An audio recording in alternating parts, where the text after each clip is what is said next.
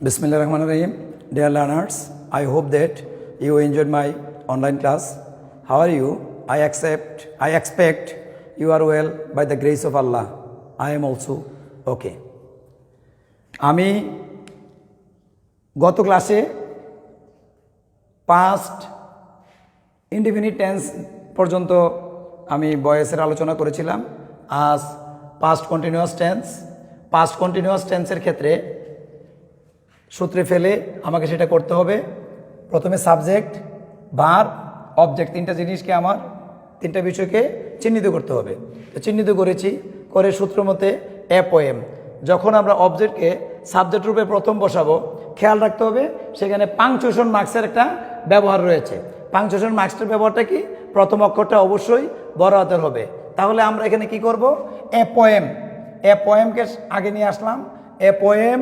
তারপরে আমরা জানি যে পাস্ট কন্টিনিউয়াস টেন্সের ক্ষেত্রে ভার্বের পাস্ট পার্টিসিপলের পূর্বে ওয়াজ বিং অথবা ওয়ার বিং যে কোনো একটা বসবে। তাহলে অ্যাপোয়েম, ওয়াজ বিং।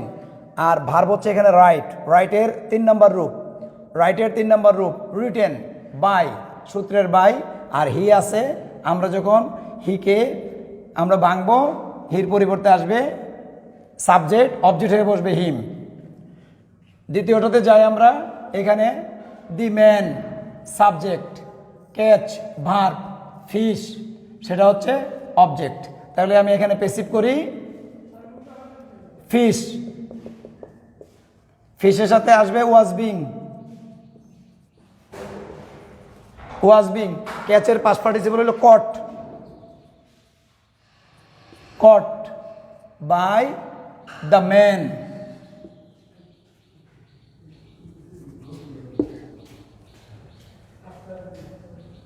এখানে মাদার হচ্ছে সাবজেক্ট, মেক হচ্ছে ভার্ব, টি হচ্ছে অবজেক্ট। প্যাসিভে আমরা নিয়ে আসব টি ওয়াজ বিং, মেকের পাস্ট পার্টিসিপল হলো মেড, বাই কে তৈরি করছে? মাদার।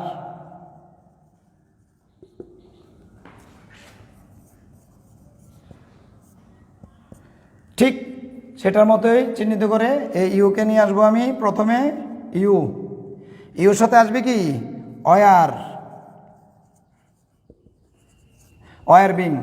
কলিংয়ের হচ্ছে ভার্ব, কলিংয়ের পাস্ট পার্টিসিপল কি? Called, CALLED, called by, I আছে called by me.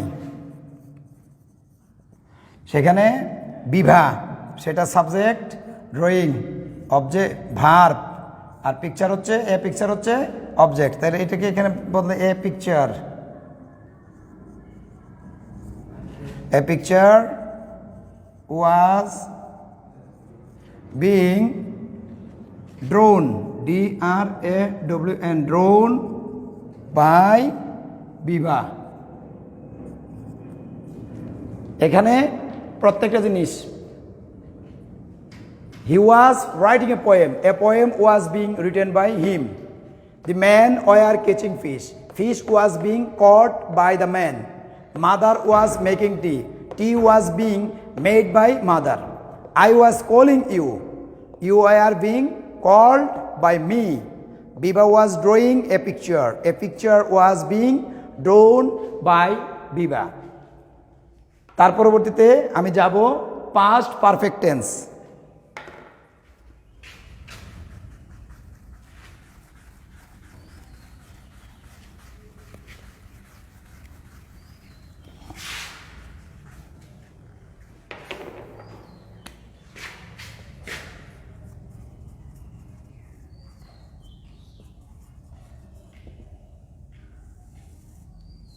Past perfect টেন্সের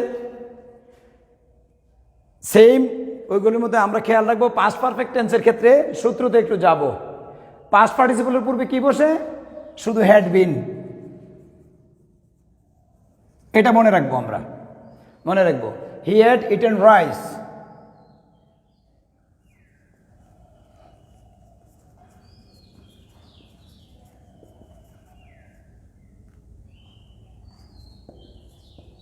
হি হ্যাড ইটেন রাইস, এটাকে পেসিভ করি,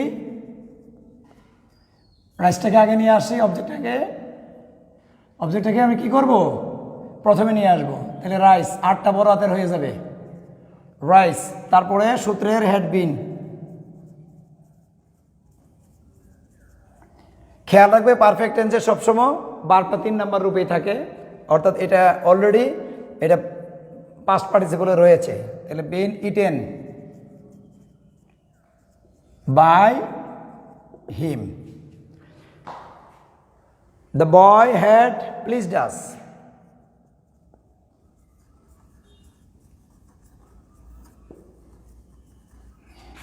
the boy had pleased us,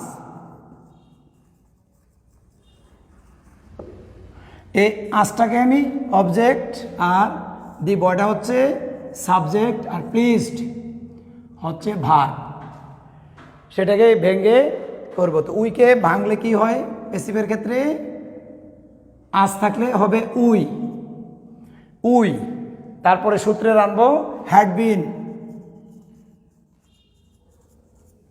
had been সূত্রের হচ্ছে হ্যাড বিন, তারপর হচ্ছে pleased, PLEASED, pleased by the boy,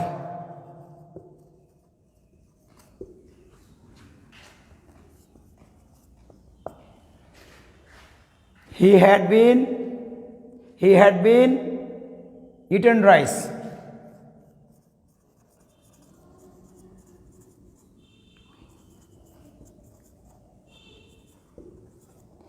he had been eaten rice before I went there,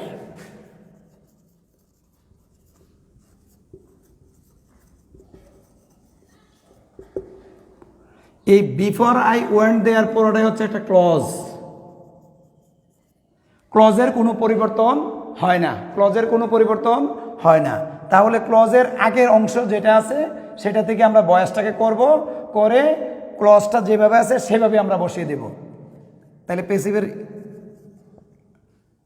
তাহলে রাইসটাকে প্রথমে নিয়ে আসি, রাইস, সূত্রের had been, rice had been, ইটেনের পাস্ট পার্টিসিপল ইটেনই, ইটেন বাই, হি আছে হিম। এবার আমরা ক্লজটা অপরিবর্তিত থাকবে, ক্লজটাকে টোটাল ক্লজটাকে আমরা বসে দিব, বিফোর আই ওয়েন্ট দেয়ার। এই ধরনের ক্লজ যুক্ত আরেকটি বাক্যের উদাহরণ আমি দিই, আরেকটি বাক্য নিয়ে আসি, she had called me,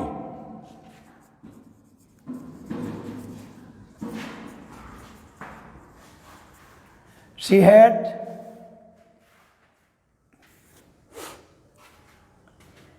had called me, she had called me before I awoke,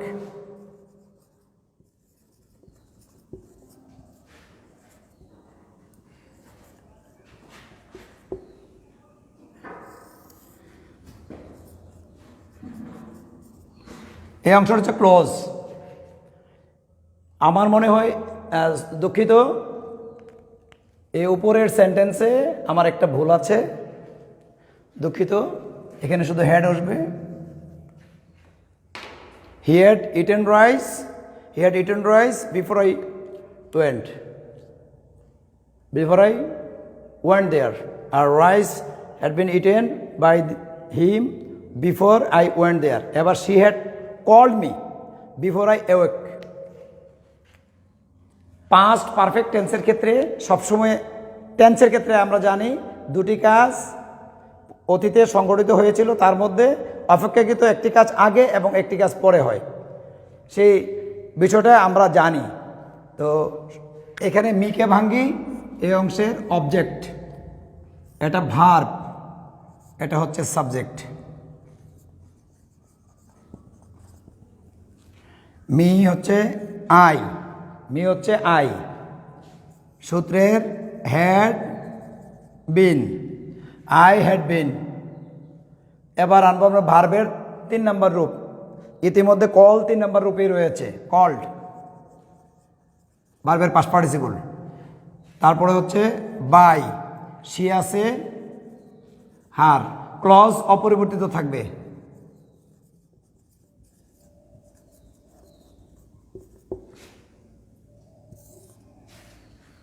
শিক্ষার্থীরা নিয়মিত ধারাবাহিকভাবে বয়েসের যেই টেন্সের ক্লাসগুলি যাচ্ছে, এই টেন্সের ক্লাসগুলি শেষ হওয়ার পর বয়েসের আরও অনেকগুলো নিয়ম রয়েছে, সেগুলিও আমি ব্যাখ্যা করব। তোমরা নিয়মিত এই বিষয়গুলো দেখবে এবং বাড়িতে পড়বে। ধন্যবাদ।